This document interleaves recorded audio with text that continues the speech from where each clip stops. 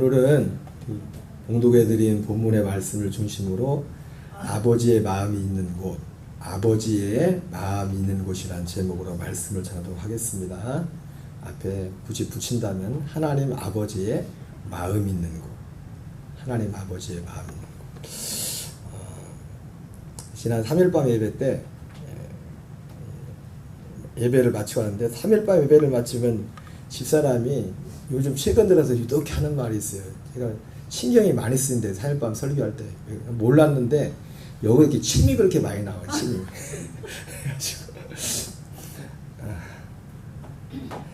그래가지고 설교 오늘 지난주 설교가 끝나는데 우리 사모님은요 신경 쓸 게 하도 많아가지고 설교 듣기가 참 쉽지가 않습니다.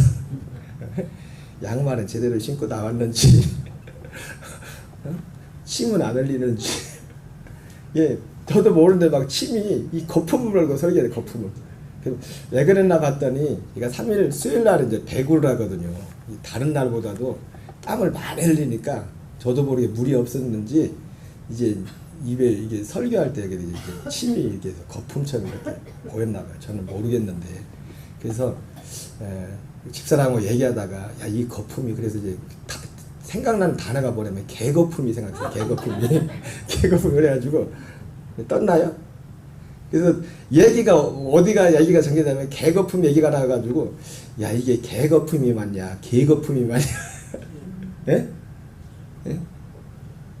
근데 결론적인 말씀을 드리면 네이버에 검색했더니 개거품이 맞대요.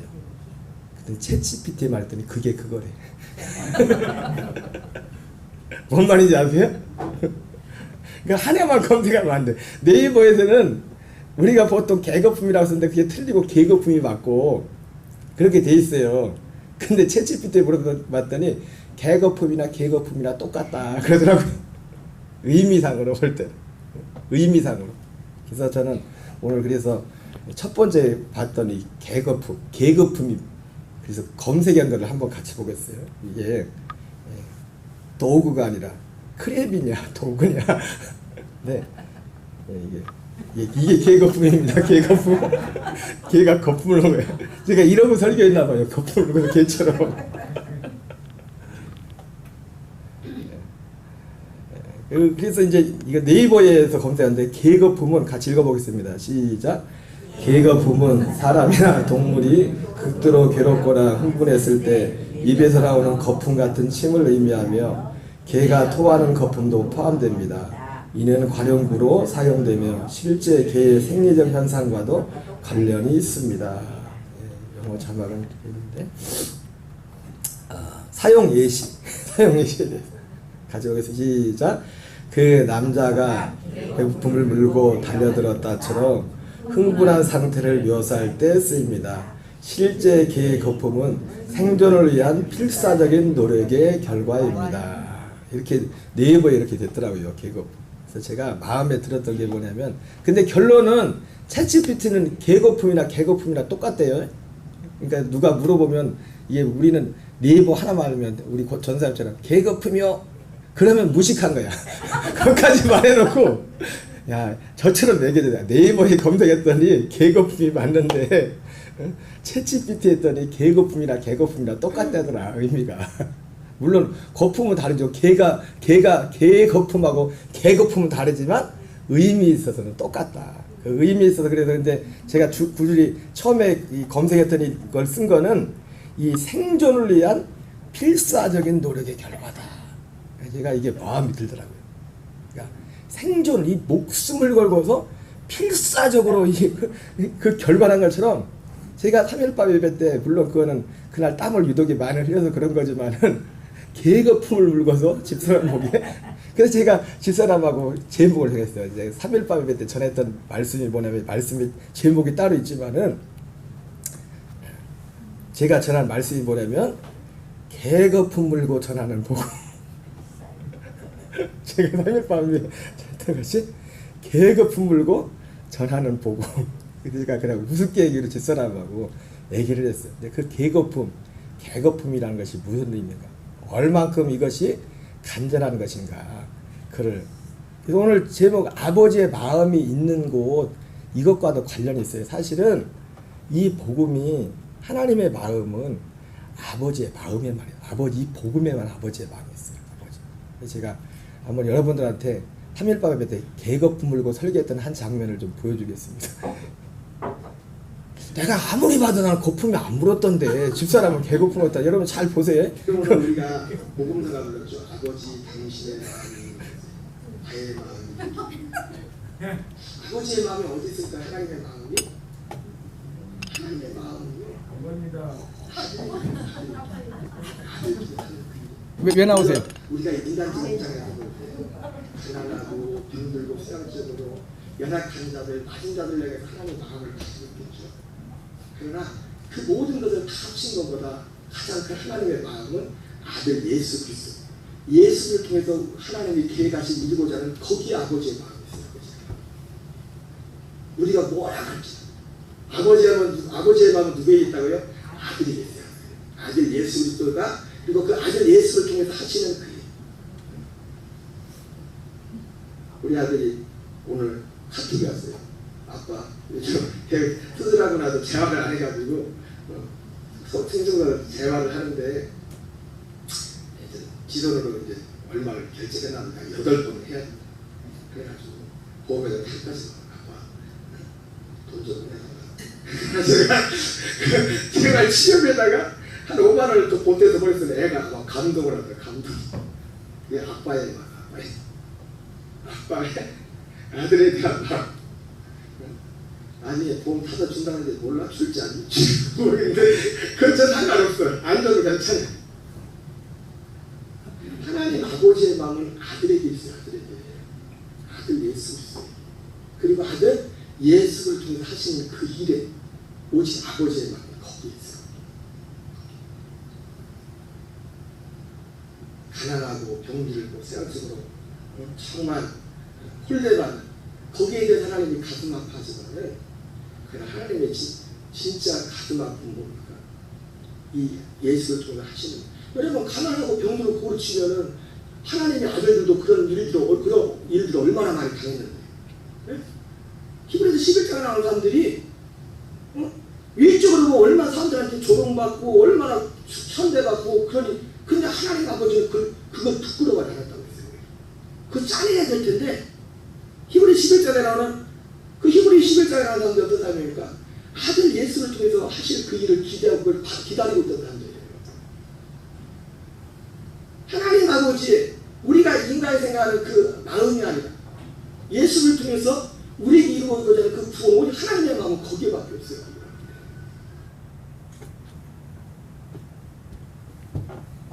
아무리 봐도 거품 안 물었죠, 그죠? 거품 안 보이는데 집사람은 거품이 보이나 봐.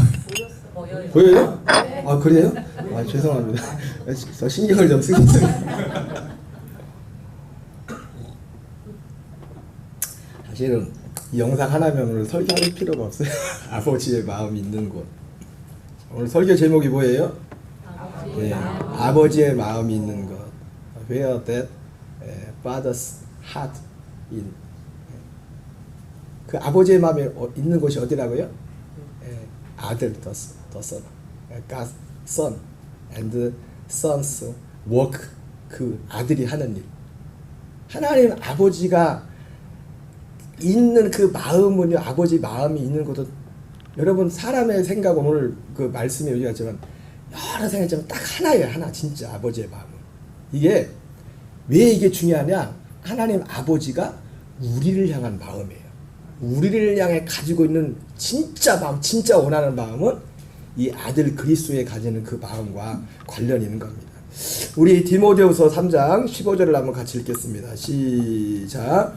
또 어려서부터 성경을 알았나니 성경은 능히 너로 하여금 믿음으로 말미암아 구원에 이르는 지혜가 있게 하느니라. 아멘. 성경은 그리스도 예수 안에는 믿음으로 말미암아 구원에 이르는 지혜가 있게 하느니라. 이 아버지의 마음이 여러분 성경을 하나로 성경에 지금 성경이 뭔지를 지금 디모데 3장 15절에서 성경의 주제를 딱 하나를 말하잖아요. 하나. 그리스도 예수 안에는 믿음으로 말미암아 구원에 이르는 지혜.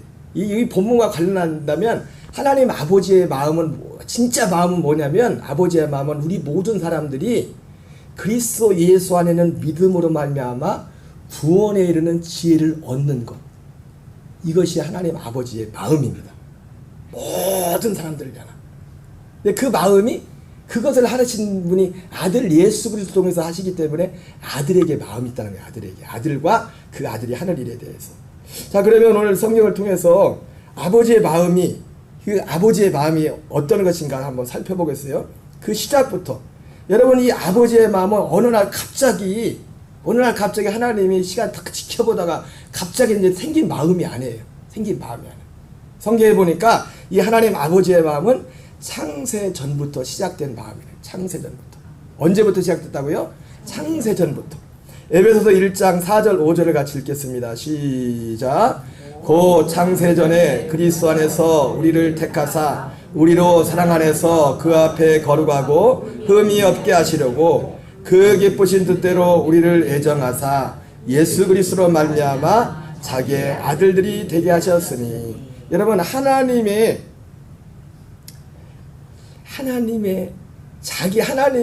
그 마음은 뭐냐면 우리 사람들을 하나님의 아들들로 세우는 거예요. 아들들로. 여러분 이거 굉장히 중요한 겁니다. 그리고 하나님의 아들들 되는 일은요. 하나님의 아들들 되는 일은 우리 뭐 말씀을 오래 들으신 분들은 알겠지만 언제부터 시작됐냐면 오순절부터서야 비로소 하나님의 아들들 되는 일이 시작됐어요.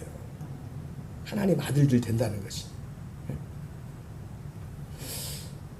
하나님 아버지의 마음은 창세전부터 시작되었어요. 창세전에 택하시고 예정하신 하나님의 택하신과 예정 가운데 로마서 8장 29절을 이 같은 에베소서 1장 3절 4절의 대목을 좀 더 구체적으로 설명합니다. 8장 29절을 같이 읽겠습니다. 시작.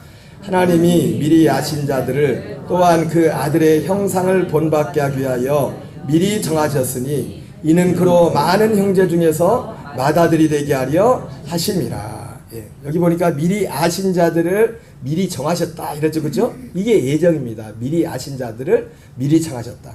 미리 아셨다는 것은 방금 에베소서 1장 표현으로 말하면 창세전에 택하셨다는 것과 미리 아셨다는 것과 같은 의미입니다. 그리고 미리 정하신 건 뻔뻔한 것처럼 예정이라는 것처럼. 근데 뭘 예정하셨어요? 하나님이 어쩌다가 그냥 한 게 아니라 하나님이 세상이 시작되기 전부터 하나님이 정하신 것. 제가 그래서 요즘 그런 표현을 많이 썼잖아요. 하나님이 원하는 진짜 믿음은 하나님이 창세전에 믿음을 정해놨다고. 제가 이런 표현을 썼죠, 그죠?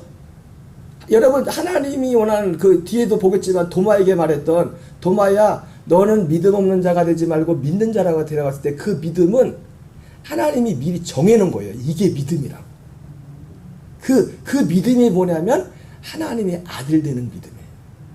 근데 하나님 아들 된다는 것이 에베소서는 그냥 막연하게 하나님 아들 된다 이렇게 표현하고 있지만 하나님 아들 된다는 것이 무엇인가에 대해서 짧지만 로마서 8장 29절에서 말씀하고 있어요. 그 하나님의 아들 된 거예요. 그 아들의 형상을 본받기 위해서. 그 아들의 형상. 그 아들이 누구? 예수 그리스도죠. 예수 그리스도의 형상을 담기 위해서. 여러분 그 형상을 어떻게 담습니까? 어떻게? 그 형상은 눈에 보이는 형상이 아니에요. 그 생명, 같은 생명, 아들과 같은 생명을 갖게 된다는 거예요. 하나님 아버지와 같은 생명. 여러분 육신도요. 씨는 못 속인다고 하죠. 씨는 못 속인다고. 저는 아무리 봐도 제 아들이 저보다 인물이 좋은데 교인들이 보면 저를 닮았대. 인물이 좋은 것 같기도 하고 근데 저보다 훨씬 낫거든요. 인물이. 그리고 뒷모습도 보면은 옛날에 뭐 여기 지금은 객지에 나가 있지만은 그리고 그런 사람들이 우리 아들 보고 전줄 착각했대. 뒷모습이 저하고 똑같아가지고. 답시다. 씨는 못 속인다. 씨는 못 속여. 씨. 하나님의 아들이 된다는 건 뭐냐면 하나님이 정해본 거냐면 하나님의 아들의 하나님과 같은 생명. 그 생명을 주겠다고 계획한 거예요. 그게 이게 하나님의 마음이. 그래서 그 생명으로 살도록 하는 거예요. 이것이 하나님의 마음은 오직 여기에만 있어요. 여기 하나님 아버지의 진짜 마음. 모든 사람들을 향해서.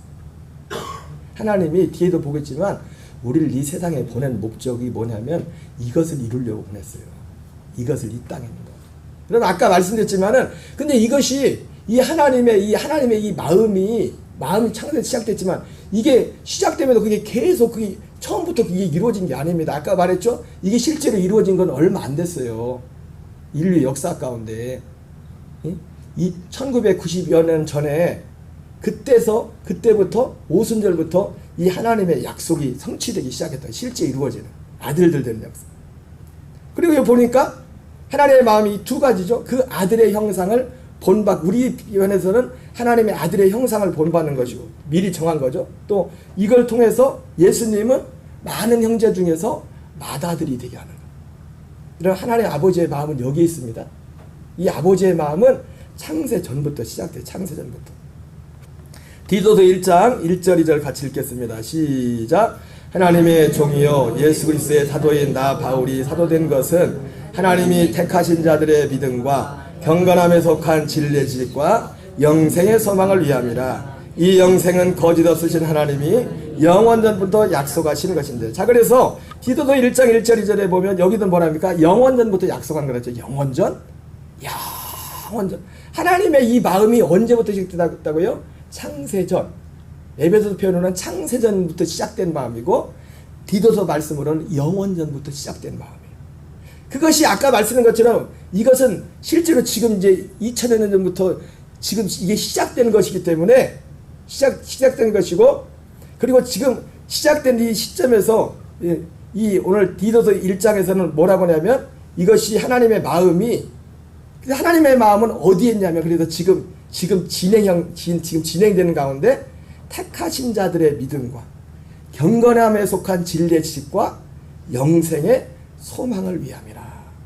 하나님 아버지의 마음은요 여기에만 있어요. 택하신 자들의 믿음과 경건함에 속한 진리의 지식과 영생의 소망.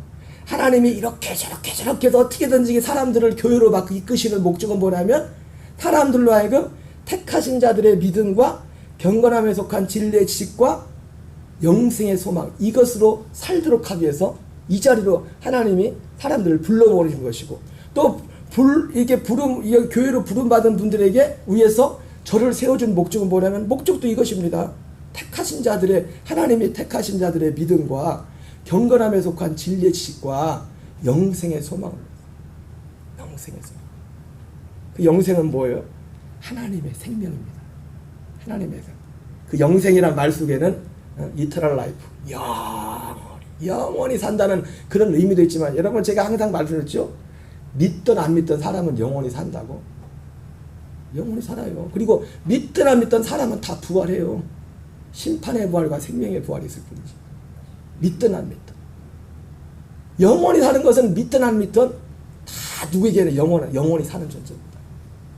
그런데 여기서 말하는 영생은 뭐냐면 하나님의 아들의 생명. 그리고 경건함에 속한 진리의 지식도 뭐냐면 이 생명과 관련된 거예요. 이 생명으로 사는 그 지식. 제가 3일 밤에 뵐 때인가 언제 그런 말씀을 드렸는데, 사도 바울이 그 부활의 영광을 받아서 사도 바울이 그 표대는 오직 하나라 했잖아요. 더 나은 부활을 얻고자 해서. 그래서 제가 말씀 중에 그런 표현을 했어요. 저는 바울처럼 그 영광을 못 봐가지고 그걸 모르겠지만 그랬는데, 제가 이번 주에 순천에 모임이 있어서 가다가 차 안에서 가는데 마음이 하나님이 탁 주시는 마음이, 그리고 깨달은 게 뭐냐면은 육신의 눈으로 뭘 진짜 그 부활의 영광을 봐서 뭐 그럴 수도 있겠지만, 내 마음속에 제가 이 진리를 깨닫고 이 진리 안에서 사는 이 경건의 훈련을 하다 보니까 그 부활 앞으로 이제 일어나지도 않을 거야. 먼 미래에 일어날 거잖아요. 그런데도 그게 뭔가 좀 잡히는 것 같아. 그게 택하신 자들의 믿음과 경건함에 속한 진리의 지식을 가지고 그 믿음으로 사는 훈련을 하다 보니까 모르겠어요. 바울이 진짜 어떻게 봤는지 모르겠지만 그 부활의 영광을, 그래서 그는 더 나은 부활, 해의 영광이 다르고 달의 영광이도 별의 영광이 다르다고 했잖아요. 영광이, 부활의 영광이. 그래서 어떻게 사도 바울이 본 건 뭘 봤을까 했는데 하나님이 내 마음에 주시는 마음이 그거예요. 야, 그거는 그걸 봐서만이 아니라 너도 봐라. 내가 이 진리 가운데 이게 알고서 이 안에서 행하는 이 훈련하면서 손에 잡히지 않지만 뭔가 보이는, 예, 내 마음속에 뭐가 보여요. 전에는 보이지 않다. 전에는 그렇게 보지 못했던 그 부활이나 그런 것들이 왜? 부활의 생명이 내 안에서 이게 역사하는 그것을 감지하고 그게 실제가 되다 보니까 미약하지만 아직도 되어가는 중이지만은 제가 어제 토요일 날 그 마음이 확 오더라고요. 깨달아요. 더 나은 부활을 하고. 왜? 그 부활에 내가 내 안에 그 부활의 생명이 역사하니까 그게 실제를 느끼니까 그 부활은 아직 먼 미래지만은 그게 진짜 어떻게 좀 보이는 거예요. 와. 여러분, 하나님 아버지의 마음은요, 창세 전부터 시작돼서 창세 전부터 세상에 어쩌다가 하나님이 기분에 딱 지나가 저거 했으면 좋 그래서 만든 게 아니라 세상을 아예 만들 때 세상을 시작하기 전부터 하나님이 이 계획을 가지고 시작을 하셨어요. 자, 요한일서 1장 1절을 같이 읽겠습니다. 시작. 태초부터 있는 생명의 말씀에 관하여는 우리가 들은 바요 눈으로 본 바요 자세히 보고 우리의 손으로 만진 바라. 예, 여기 넘어가겠습니다. 자, 그래서 첫 번째, 이 아버지의 마음은 있는 것은 딱 아들과 아들이 하는 그 일에 관한 아버지의 마음이 있습니다. 진짜 마음은. 근데 그 마음이 언제부터 시작됐냐? 창세 전부터, 영원 전부터 그 마음이, 아버지가 그 마음을 가지고 시작했다. 다 두 번째, 그러면서 천지창조, 그리고서 하나님이 세상을 만들었죠. 그러니까 이 세상을 만든 이 창조 가운데 바로 하나님 아버지의 마음이 담겨 있어요. 골로새서 1장 16절을 같이 읽겠습니다. 시작. 만물이 그에게서 창조되되 하늘과 땅에서 보이는 것들과 보이지 않는 것들과 혹은 왕권들이나 주권들이나 통치자들이나 권세들이나 만물이 다 그로 말미암고 그를 위하여 창조되었고. 예, 여러분, 골로새 1장 16절에 1차적으로 아들 예수 그리스도를 통해서 모든 만물이 아들을 통해서 만들어졌고 아들을 위해 지음받았다고 했죠. 그죠? 근데 제가 이 말씀을 보니까 1차적인 말씀은 그런 의미예요. 그러니까 근데 한꺼풀을 딱 벗겨버리면, 커튼 하나 넘겨버리면 이 세상을 만든 목적이 여기에 담아 있어요. 아들을 위하는 것도. 그러니까 아들로 말미암고 아들을 위해서 창조됐다고 했죠. 세상이 아들을 위해서. 근데 아까 우리가 앞에서 봤던 것처럼 창세전에 로마서 8장 19절에 하나님이 미리 아신 자들을, 그러니까 여러분 결론적인 말씀이지만 아들을 위하는 것이 우리를 위하는 것이, 우리를 위하는 것. 아들을 위하는 것이. 그리고 로마서 8장 29절에서는 우리 입장에서는 그 아들의 형상을 본받기 위해서 정했댔잖아요. 그죠? 그죠? 근데 예수님 입장에서는요, 많은 형제들 중에 예수님을 맏아들로 세우기 위해서 이것을 정했다고 했어요. 이것을. 그러니까 표면적으로 볼 땐 물론 이것도 골로새 1장 16절에 나오는 1차적인 의미, 보이는, 이 세상에 여러분 예수 안 믿는 분들, 하나님 안 믿는 분들 뭐라 합니까? 세상에 우연히 생겼다고 하고 뭐가 폭발해서 생겼다고 그러잖아요. 그죠? 그러니까 우리는 뭘 믿습니까? 하나님이 만들었다고 믿잖아요. 근데 이것도 안 믿는 사람들이 많아요. 안 믿는. 근데 이 하나님, 이 말씀은 단지 하나님이 만들었다는 그것만이 아니라 그 뒤에 숨겨져 있는 그 뜻, 아버지의 마음이 숨겨. 아버지의 마음이 왜 이 보이는 세상을 만들었느냐? 그리고 맨 마지막에 만든 게 우리 사람이잖아요. 이 보이지 않는 세계를 만든 진짜 목적은 뭐냐? 사람들을 하나님의 아들들로 세우기 위해서. 그 하나님의, 그러니까 하나님은 이 모든 것들이 그냥 된 게 아니라 처음에 창세전부터 이 세상을 만들기 전부터 시작된 그 마음을 가지고 이 세상을 만들었다. 이 세상을. 또 침 나오려는 거 같네, 느낌이.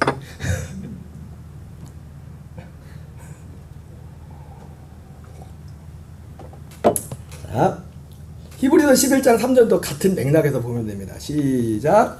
믿음으로 모든 세계가 하나님의 말씀으로 지어진 줄 아나니 보이는 것은 나타난 것으로 말미암아 된 것이 아니니라. 자, 보세요. 믿음으로 모든 세계가 하나님의 말씀으로 지어진 줄 아나니. 그죠?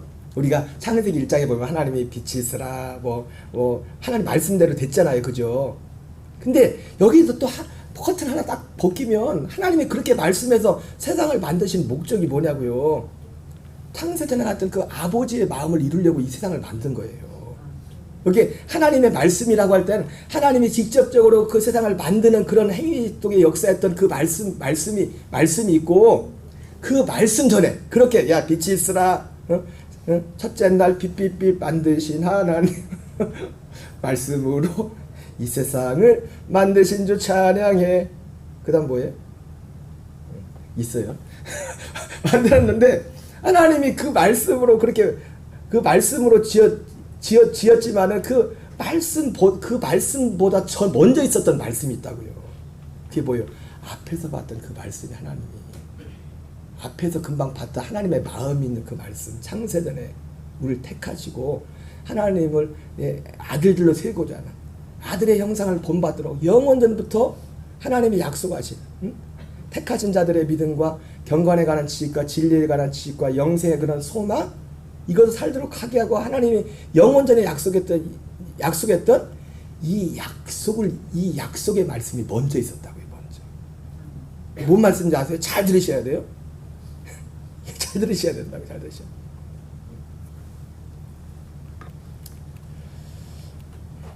그래서 하나님이 이 세상을 만든 거예요. 그리고 아담과 하와를 만들었고. 근데 사실 아담과 하와도 이 약속을 가지고 왔던 사람들인데 선악과를 선택했죠. 그래서 에덴 동산에 보면 생명나무와 선악을 알게 하는 나무가 있었잖아요. 그 생명나무가 바로 그 상징적인 의미가 있는 겁니다. 하나님의 아들의 생명을 상징하는. 그래서 나중에 선악과를 따먹었을 때 뭐라고 합니까? 그 생명나무를 건드리지 못하게 해요. 죄졌다.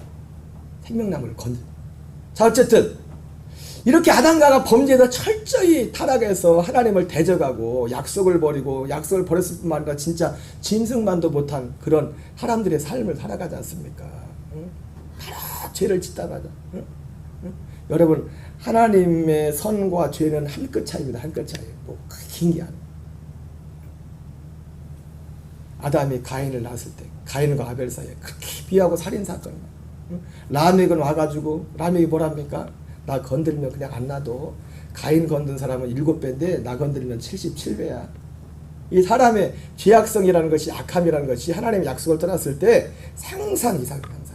자, 그러면서 중요한 게 있어요. 세 번째 중요한 게 뭐냐면, 아담과 하와가 타락한 후에도 하나님의 이 마음은 변함이 없었어요. 하나님의 창세전부터 시작됐던 그 마음은, 영원전부터 시작된 그 마음은 변함이 없었다.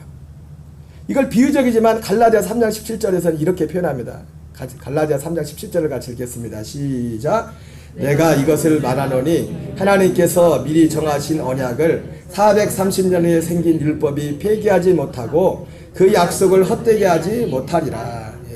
이 말씀은 하나님께서 미리 정하신 언약이라는 것은 아브라함에게 전한, 아브라함과 약속한 겁니다. 하나님이 아브라함에게 복음을 전했습니다. 근데 그 아브라함에게 전했던 그 복음이 뭐냐면, 결국은 앞에서 창세전에 하나님이 창세전에 계획하셨던 그 약속이에요. 그 약속, 아브라함에게 전했던 약속이.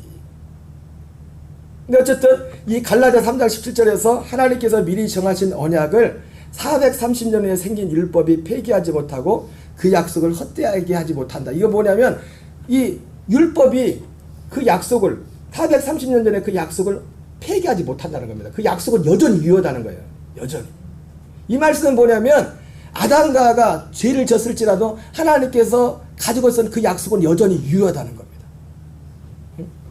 로마서 5장 20절 같이 읽어보겠습니다. 시작. 율법이 들어온 것은 범죄를 더하게 하려 함이라. 그러나 죄가 더한 곳에 은혜가 더욱 넘쳤나니. 여기 보면 갈라디아 5장 10절에 율법에 들어온 것은 범죄를 더하게 하려면 했죠. 여러분, 율법이 왜 들어온 건 뭐냐면, 죄가 세상에 들어오면서부터 율법이 들어왔어요. 율법이. 그러니까 제가 여기서 말씀드리는 건 뭐냐면, 하나님이 미리 정하신 이 약속을 미리 정한 건, 이건 지금 이 갈라디아 본문은 모세 시대와 아브라함 시대를 지금 상징적으로 하는 겁니다. 근데 이거를 조금 더 끄집어 올라가서 이거를 아담과 하와가 범죄했을 때와 범죄하기 이전에, 그때를 지금 그걸 대비해서 같이 대비해서 보면 같은 맥락 좀 어려울 수 있겠지만 무슨 말인지 아세요? 같은 맥락. 그래 율법이라는 것 자체가 죄를 더하게 돼. 죄 때문에 율법이 가입된 거거든요. 죄와 율법이 같이 가. 죄와 율법이 같이 가는 거예요.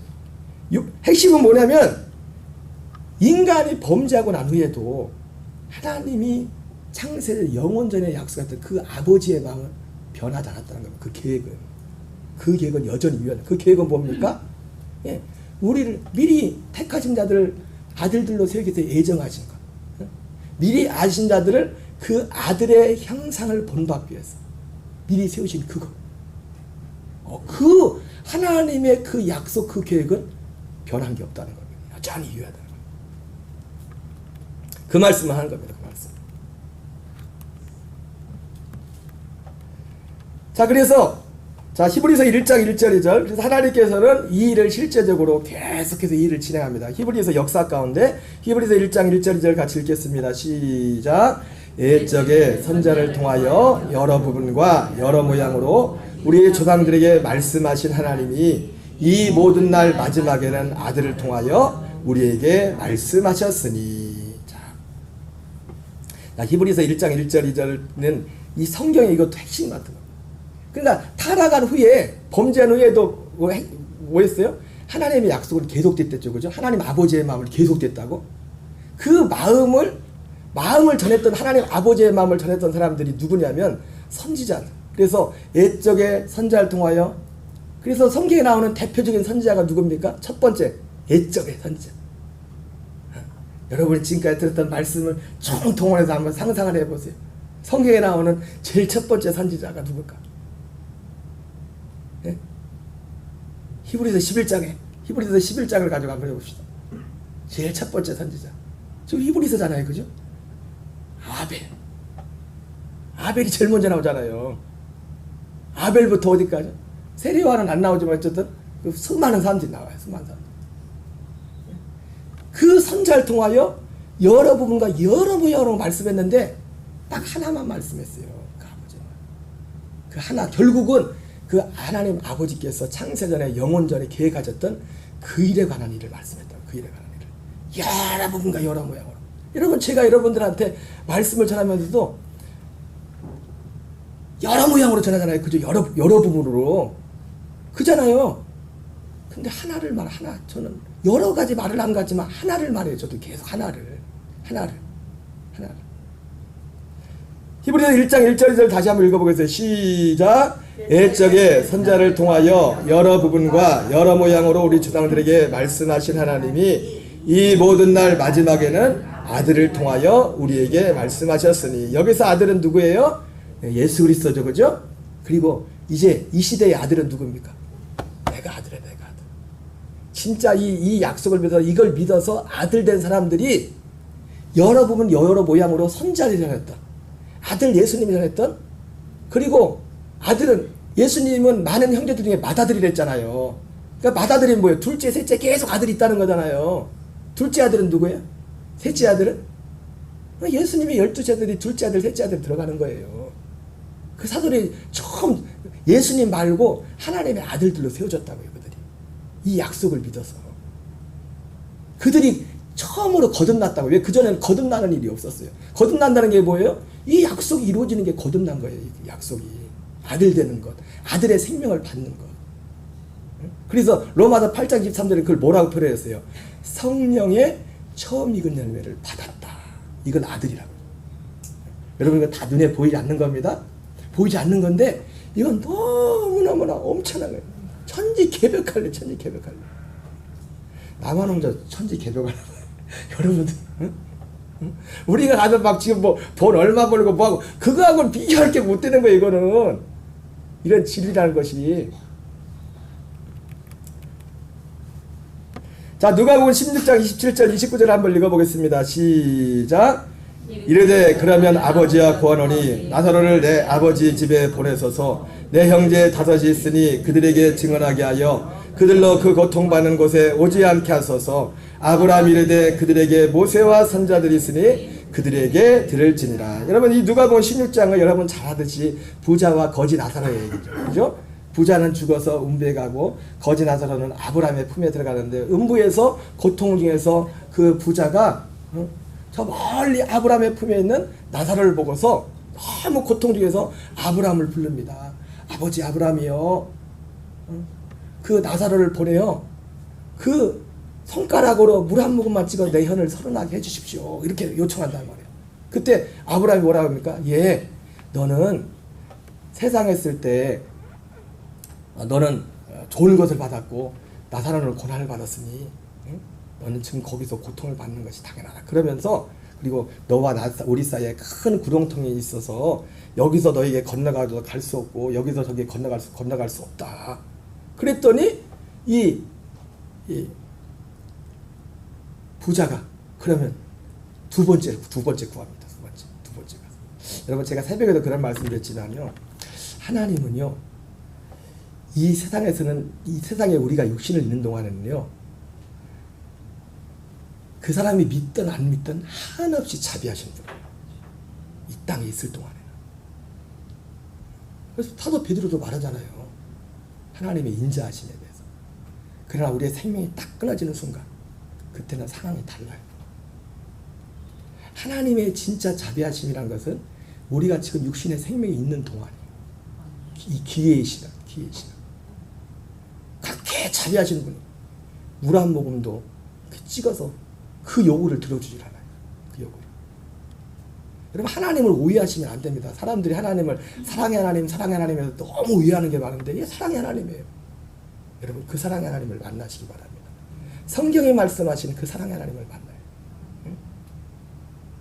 근데 이 부자가 그래서 첫 번째 이 요구가 거절당하자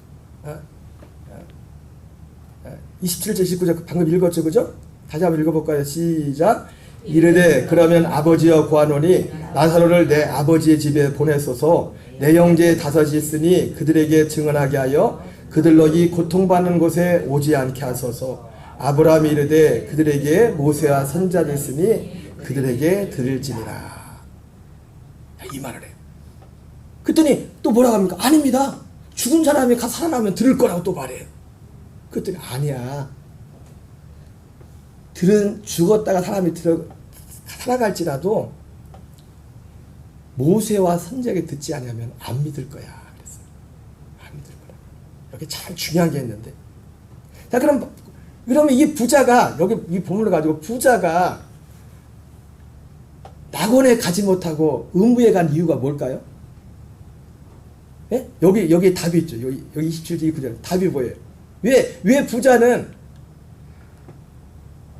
나사로는 낙원에 가고 나사로가 아브라함의 품에 안기게 된 이유, 반대로 부자는 아브라함의 품에 안기지 못하고 음부에 간 이유, 그 차이가 뭐예요? 그 차이가 뭘까요? 여기에 답이 있어요. 여기에 답이 있어요. 응? 고난도 고난이지만 여러분 고생하면 다 천국 갑니까? 아니요. 여기서 중요한 건 뭐냐면 거지 나사로는 모세와 선지자의 말을 들었어요.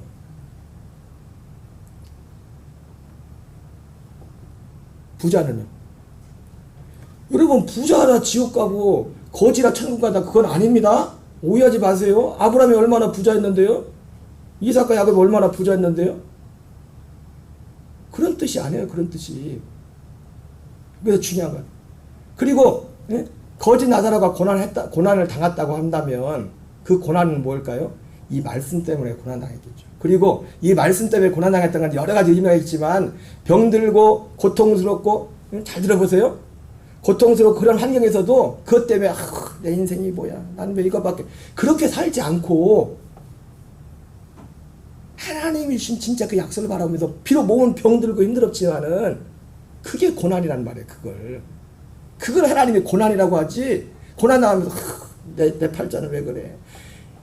이걸 하나님이 고난이라고 안 한다고 이거를. 이 차이가 뭐라고요? 부자와 이 거지 나사로가 서로 다른 장소를 간 이유가 뭐냐면 이 모세와 선지자들의 말을 들었느냐 듣지 않았느냐예요. 이 말 속에 여러분 모세와 선지자들 그런 결국 두 가지입니다.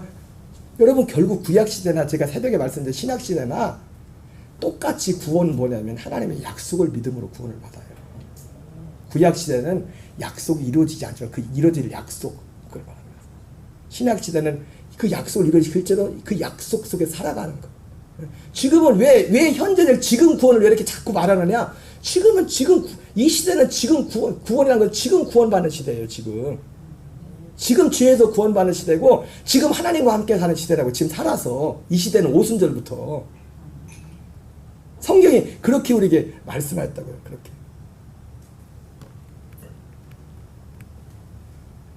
자, 누가복음 24장 44절 읽겠습니다. 시작.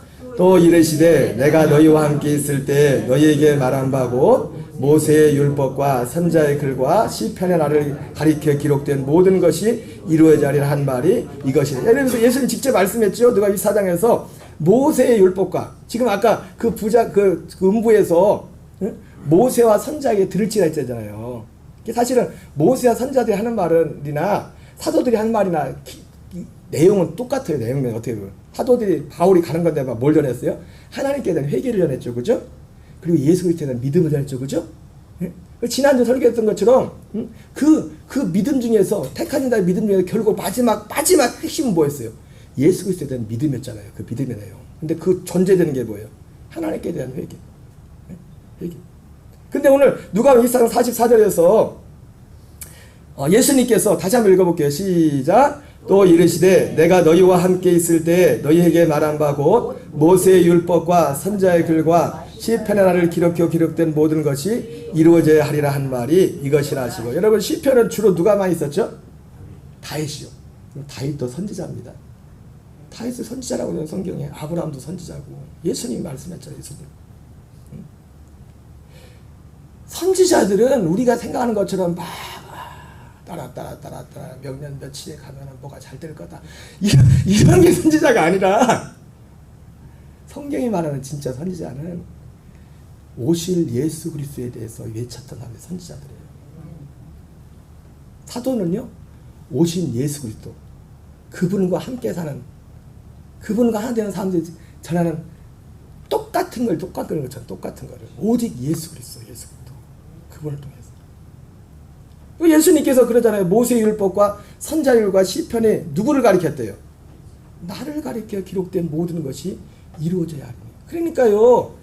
그 거지 나사로가 비록 몸 병들고 그랬지만은 그 병든 가운데서 고난 가운데 그걸 이겼던 건 뭐냐면 이 믿음과 소망이 있었던 거 오실 그걸 바라보면서 모든 사람이 다 낙원에 들어갔던 모든 성도들이 다 이 믿음을 가지고 있어. 다 이 믿음. 그 믿음의 크기의 분량의 차이는 있었겠지만은 이걸 믿었다고. 히브리서 10장 9절 10절 읽겠습니다. 시작. 그의 말씀하시기를 보시옵소서 내가 하나님의 뜻을 행하러 왔나이다 하셨으니 그 첫째 것을 폐하심은 둘째 것을 서리하심이라. 이 뜻을 따라 예수 그리스도의 몸을 단번에 들이심으로 말미암아 우리가 거룩함을 얻었노라. 여러분 이 둘째 것은 뭡니까? 둘째 것을 세운다는 것은 여러 가지가 의미가 있지만 하나님의 아들의 생명으로 세운다는 거예요. 제가 법이 율법과 생명의 성례의 법이 있댔죠. 성경은 딱 법이 두 개. 왜 법이 두 개라고 했어요? 생명이 두 가지이기 때문에 그래요. 육신의 생명으로 사는 법이 있고 하나님의 생명으로 사는 법이 있다. 하나님께서 하나님의 마음은 오직 그냥 하나님의 마음은 결과적으로 우리에게 이것을 우리에게 이루어서 이 땅에서 생명을 얻어서 이 생명 안에서 이 생명을 계속 공급받으면 그리스도의 장성한 믿음의 분량이 되도록. 제가 아까 농담이 아니라 아까 말씀드린 것처럼 어제 제가 그런 깨달음을 가졌댔잖아요. 이 진리를 믿고 믿어서 이 안에서 말씀을 전하면 저도 잘하는 겁니다. 보이지 않게 생명이 그리스도와. 그래서 제가 지난 월요일 날인가 새벽 기도에 그런 말씀 드렸잖아요. 나도 어떤 때는 막 깜짝 놀랄 때가 있다고. 집사람하고 저기 거금대에 가서 막 걷고 있는데 제 동생한테 전화가 왔어요. 전화가 와가지고 어머니하고 누님이 자기를 자꾸 핍박한다고. 또 말을 우습게 그냥 하는 거예요. 그래서 막 궁시렁 하는데 우리 동생이 사람은 참 착한데 그래도 이제 좀 가끔 또 이제 욱욱 하는 게 있어가지고 저도 막 전화 통화할 때가 참 조심스러울 때가 있어요. 전화하는데 그날은 나도 깜짝 놀라게 뭐냐면 우리 동생이 그날은 별로 기분이 안 좋아서 전화를 했는데 내 마음에 그런 마음이 없는 거예요. 그래서 그냥 그러냐 그러면서 나도 모르게 여러분 생명이 하나님 이 생명이 하나님 아들 생명에서 사는 이걸 분명히 인식하고 이걸 살다 보니까 콩나물 시루에 물을 주면 보이지 않지만 그게 자라는 것처럼 그게 진짜 자란다는 것이 뭔지 손에 막 잡히진 않지만은 내게 그렇게 막 나타난 거예요. 그게 막 나타난 거예요. 페이런하고 하나님 아버지의 마음은 누구에 있다고요? 아들에게 했어요. 근데 그 아들에게 했다는 건 우리에게 했다고. 왜? 그 아들을 통해서 우리에게 이루실 일.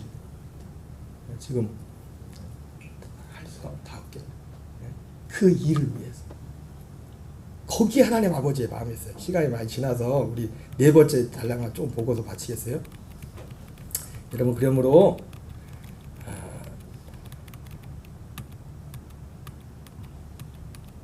한참 넘어가네. 예.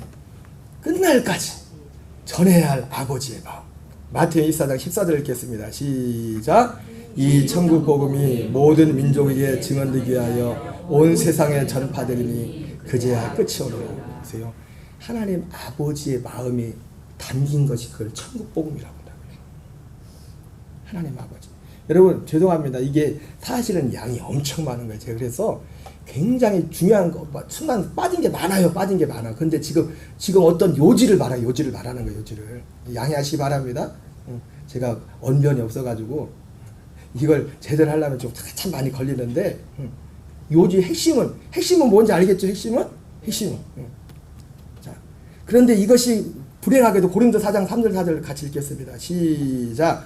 만일 우리의 복음이 가리었으면 망하는 자에게 가려진 것. 자, 그런데 참 큰 비극은 뭐냐면 이게 사도 바울 시대거든요. 사도들이 활동할 때. 근데 이것이 이 아버지의 마음이 그 복음에 담겨 있단 말이에요. 그래서 아버지의 마음은 아들에게만 있다는 거예요. 아들과 아들이 하는 일에 대해서. 왜? 그게 창세전부터 아버지 세상을 만든 목적이거든. 아버지의 마음. 근데 이게 가리웠다는 거예요. 심리 교회 밖에서가 아니라 교회 안에서 많은 사람들에게. 지금도 아니고 언제? 초대교회 때. 그것도 저 같은 무명의 목사가 아니라 사도 바울 같은 베드로 같은 그 사람들이 섰는데도 그들이 이걸 전했는데 그걸 안 믿는다는 거예요. 다른 걸 믿는다. 4절 같이 씁니다. 시작. 그 중에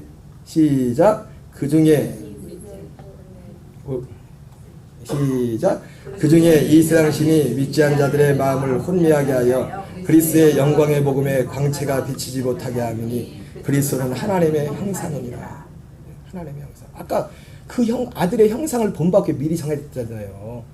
여러분 예수님의 죽으심과 이게 지금 이런 내용들이 제가 다 빠졌지만 결국은 뭐냐면 이 하나님의 아들의 생명이란 말이에요. 형상. 고린도 4장 5절 읽겠습니다. 시작. 우리는 우리를 전파하는 것이 아니라 오직 그리스도 예수의 주 되신 것과 또 예수를 위하여 우리가 너희의 종된 것을 전파함이라.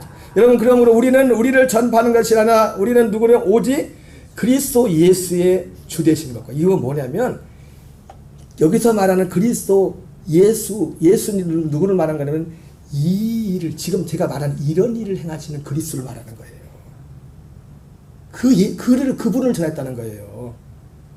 가리어진 앞에 4절에 나오는 그분을 주님으로 전한다는 그분을 다른 예수를 주님으로 전하는 게 아니라 우리 안에 이 일을 행하시는 그리스도의 형상을 담게 한 연합 살게 한 이 그리스도 예수를 전한다는 거예요. 이 사람들 바울은 앞에 있는 것들이 필요 없다는 게 너무너무 제가 항상 말하잖아요. 제가 시간 없어서 다 말 못하지만 그 과정 하나하나 빼버릴 거 하나도 없다고. 다 중요한 거라고.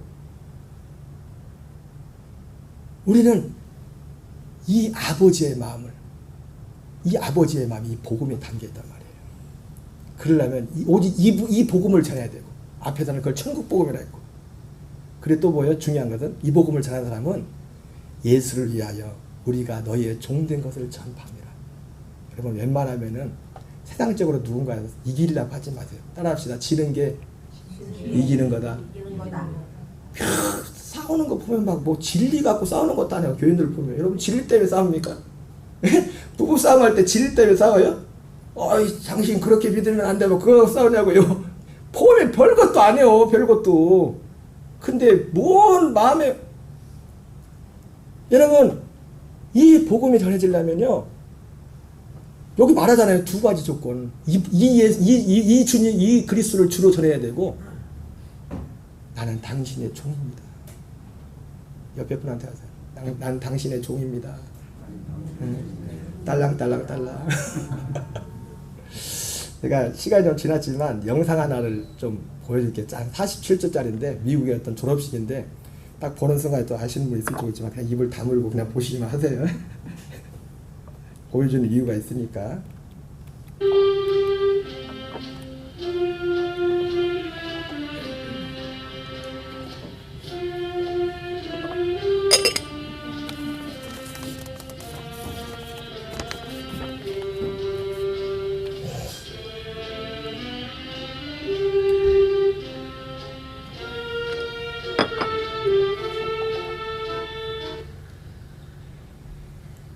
Hiroto Yamamoto, cum laude.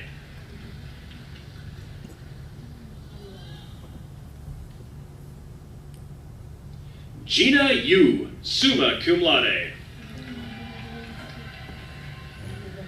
제 딸입니다. 제가 이걸 왜 보여주냐면 오늘 설교와 관련 있게 보여주는 거예요. 마지막 결론을 내리려고. 물론 또 다른 목적도 있어요.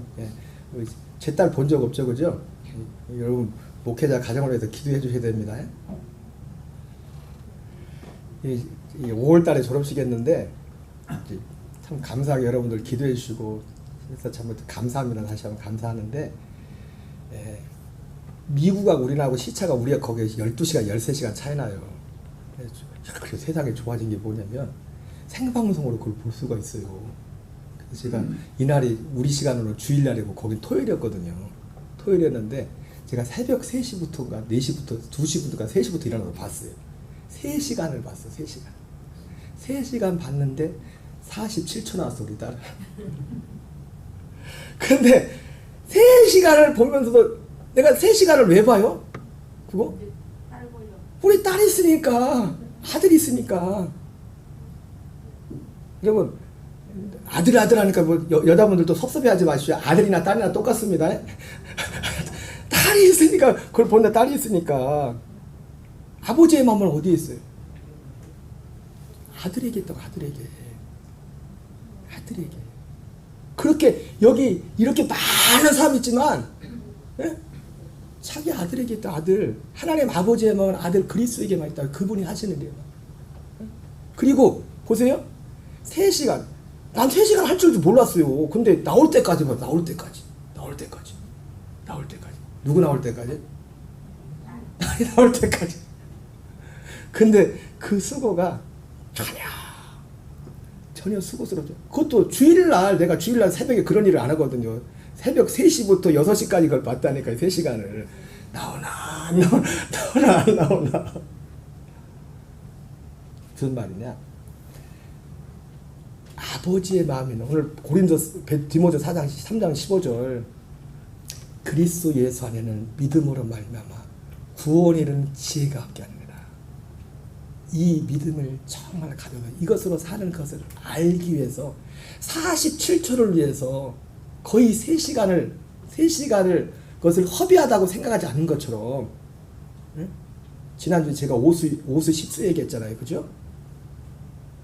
하나님의 이 복음 진리에서 사는 이것을 위해서 우리의 마음을 그렇게 드려야 된다는 거예요. 그것을 하고자. 왜? 아버지의 마음은 그곳에만 있기 때문에. 그곳에. 우리 찬양하겠습니다. 482장 찬양하겠어요.